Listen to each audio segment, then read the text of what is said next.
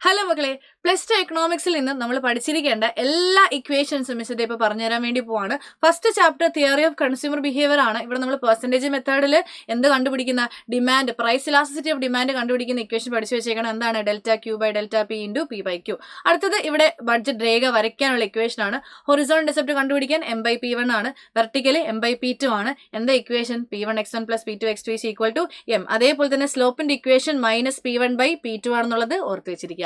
അടുത്ത chapter production and cost ആണ്. Production and കോസ്റ്റിൽ ഇത്രയേറെ ഇക്വേഷൻസ് നിങ്ങൾ പഠിച്ചു വെച്ചിരിക്കണം. മിസ് ഓരോന്നായിട്ട് പറയുന്നില്ല, നിങ്ങൾക്ക് വേണമെങ്കിൽ സ്ക്രീൻഷോട്ട് എടുക്കാം കേട്ടോ. അപ്പം ഓരോന്നിന്റെയും ഇക്വേഷൻസ് 2 വീതം ഉണ്ട്. ഇത് കൃത്യമായിട്ട് നിങ്ങൾ അറിഞ്ഞിരിക്കണം.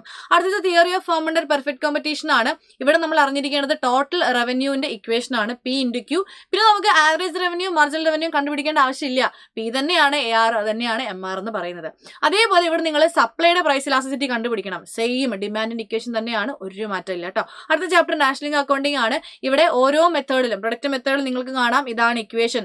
നാഷണൽ ഇൻകം കണ്ടുപിടിക്കാനുള്ള എക്സ്പെൻഡിച്ചർ മെത്തേഡിൽ ഇതാണ് ഇക്വേഷൻ. ഇൻകം മെത്തേഡിൽ ഇതാണ് equation. Rent, wage, interest, profit add ചെയ്യുക. ഓക്കെ, അടുത്ത ചാപ്റ്റർ മണി ആൻഡ് ബാങ്കിങ് ആണ്. മണി ആൻഡ് ബാങ്കിങ് എന്ന് ആകെ ഒരൊറ്റ പ്രോബ്ലമേ ഉള്ളൂ, മണി മൾട്ടിപ്ലയർ കണ്ടുപിടിക്കാൻ. അതിന്റെ ഇക്വേഷൻ 1/CRR ആണ്. ഡിറ്റർമിനേഷൻ ഓഫ് ഇൻകം ആൻഡ് എംപ്ലോയ്മെന്റിൽ ഇക്വിലിബ്രിയം ഇൻകം കണ്ടുപിടിക്കാൻ സി ബാറിനെ ഐ ബാറിന്റെ കൂടെ ആഡ് ചെയ്യുക, ഡിവൈഡഡ് ബൈ 1 - C. കുഞ്ഞ് സി എന്താണ്? MPC ആണ്. അടുത്തത് ഇൻവെസ്റ്റ്മെന്റ് മൾട്ടിപ്ലയർ ആണ്. 2 ഇക്വേഷൻ ഉണ്ട്. K = 1/MPS ഉണ്ട്, അല്ലെങ്കിൽ 1/1 - MPC ഉണ്ട്. 2 ഇക്വേഷൻ ഏതെങ്കിലും യൂസ് ചെയ്യാം കേട്ടോ. അടുത്ത chapter government budget and the economy ആണ്. ഇവിടെ നമുക്ക് ഒരുപാട് ഇക്വേഷൻ ഉണ്ട് കണ്ടോ. ഗവൺമെന്റ് മൾട്ടിപ്ലയറിന്റെ ഇക്വേഷൻ നമുക്ക് കാണാം. ഇവിടെ ടാക്സ് മൾട്ടിപ്ലയറിന്റെ ഇക്വേഷൻ കാണാം, ട്രാൻസ്ഫർ പേയ്മെന്റ് മൾട്ടിപ്ലയറിന്റെ ഇക്വേഷൻ കാണാം, ഇക്വിലിബ്രിയം ഇൻകത്തിന്റെ ഇക്വേഷൻ നിങ്ങൾക്ക് കാണാൻ വേണ്ടി പറ്റും. ഇനി അടുത്തത് ഓപ്പൺ എക്കോണമി ആണ്. ഓപ്പൺ എക്കോണമിയിൽ നമുക്ക് ഒരു മൾട്ടിപ്ലയർ ഉണ്ട്. ആ മൾട്ടിപ്ലയറിന്റെ ഇക്വേഷൻ അവിടെ കൊടുത്തിട്ടുണ്ട്.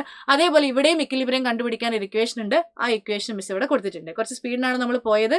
അപ്പം ഇത്രയും ഇക്വേഷൻസ് നിങ്ങൾ എന്ത് ചെയ്യുക? പഠിച്ചു വെച്ചിരിക്കുക, സ്ക്രീൻഷോട്ട് എടുത്ത് അടിപൊളിയായിട്ട് പഠിക്കുക. All the best.